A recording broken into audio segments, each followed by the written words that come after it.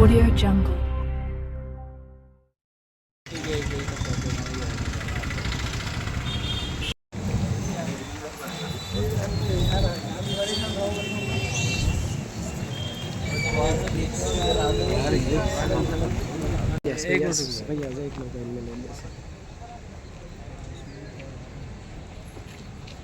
जी, आज जो divisional commissioner को आपने मेमोरेंडम दिया है, क्या डिमांड है आप लोगों की?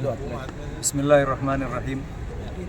देखो, हम सब जानते हैं कि कोल्हापुर में जो फसाद बर्पा किया गया, जो मस्जिद पर हमला किया गया, मुसलमानों के इमलाक पर हमला किया गया और बहुत ही घिनौनी साजिश यहाँ पर रची गई, तो हम सब ये जानते हैं कि ये बहुत ऐसा जुर्म है कि यानी इंसानियत को शर्मसार करने वाला जुर्म।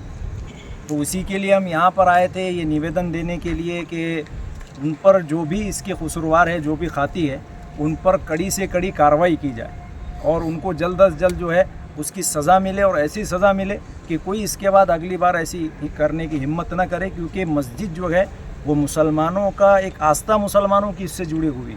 कुरान करीम की बेहुरमती की गई, मस्जिद पर चढ़ के मस्जिद के मीनारों पर हथौड़े बरसाए गए और मस्जिद के अंदर जूतों समेत जाकर जहाँ नमाज़ पढ़ाई जाती है, जहाँ से खुतबा दिया जाता है, उस पर हथियारों से और डंडों से जो है उस पर हमला किया गया।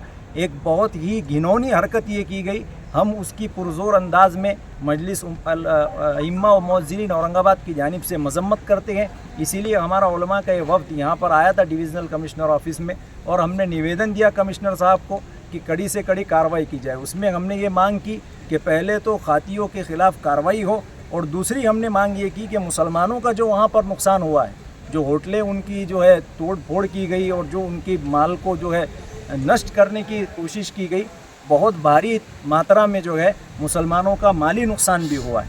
तो हुकूमत जो है उस नुकसान की भरपाई खुद करे या फिर जो बलवाई है, जो जिन्होंने वहाँ पर आतंक मचाया, उनके ज़रिए से उन मुसलमानों की इमलाक की भरपाई करके दे। ये हुकूमत का काम। सबसे पहले हुकूमत का काम यही है कि जो अक़लियत इस मुल्क में रहती है उसके तहफ़्फ़ुज़ की ज़िम्मेदारी हुकूमत पे आती कि उनकी हिफाजत कैसे की जाए। ये कोई जंगल राज यहाँ नहीं चल रहा है, जो भी आएगा अपने एतबार से काम शुरू कर देगा। इसीलिए हुकूमत से ये हम पुरजोर अंदाज में हुकूमत से ये मांग करते हैं कि जल्द अज जल्द जो है वो खातियों को सज़ा दी जाए, क्योंकि ये जो वाक़या हुआ इसने पूरी दुनिया में हिंदुस्तान पर एक कलंक लगा दिया है।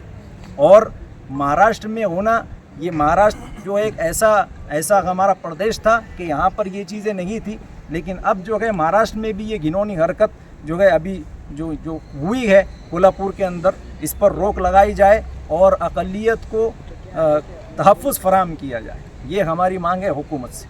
और दूसरी बात ये है कि आज जो मुसलमान जिन हालात में हैं कोल्हापुर के, ये जो है जो हालात अभी वहाँ चल रहे हैं, तो अभी ये ज़रूरत है कि उनके लिए बेहतरीन अंदाज में नुमाइंदगी की जाए।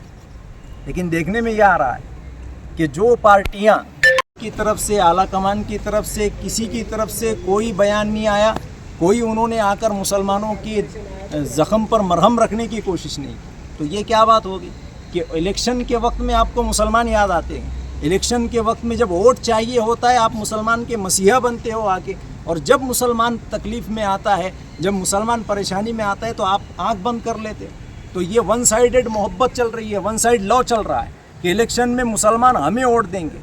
ये समझ बैठे हैं कि मुसलमान हमारी वोट बैंक।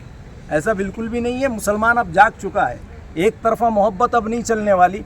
जैसे तुम हमारे साथ में खड़े रहोगे तो हम तुम्हारे साथ में खड़े रहेंगे। ये नहीं होगा कि हम सिर्फ तुम्हारे साथ खड़े रहे और तुम जब हम पर हालात आए मुसलमानों की, चाहे वो मुसलमानों की किसी भी मुद्दे की बात हो, चाहे रिजर्वेशन की बात हो, आप आंखें बंद कर लेते हो। तो ये कौन सी आपकी सियासत है और ये कौन सा अपने आप को आप जो है सेकुलर बताते हो, सेकुलर पार्टी। ये एक बहुत बड़ा अलमिया है कि ये लोग जो है जब मुसलमानों पर मुसीबत आती है तो ये आंखें मूंद लेते हैं। तो अब यही होगा कि तुम जो करोगे, एक शायर ने कहा है कि गुलाब दोगे गुलाब देंगे, मोहब्बतों का जवाब देंगे, और वफ़ा करोगे वफ़ा करेंगे, जफ़ा करोगे जफ़ा करेंगे। हम आदमी हैं तुम्हारे जैसे, जो तुम करोगे वो हम करेंगे। बस अब बहुत हो गया। मुसलमानों ने एक तरफा बहुत निभा ली, अब जो है इंशाअल्लाह हम जो है, अगर अभी भी ये लोग जो है मुसलमानों के हक़ में खड़े नहीं होते गए और मुसलमानों के हक़ के लिए आवाज़ नहीं उठाते और कोशिशें नहीं करते गए, तो फिर अगले इलेक्शन में जो है इनका बायकॉट किया जाए। ठीक। औरंगाबाद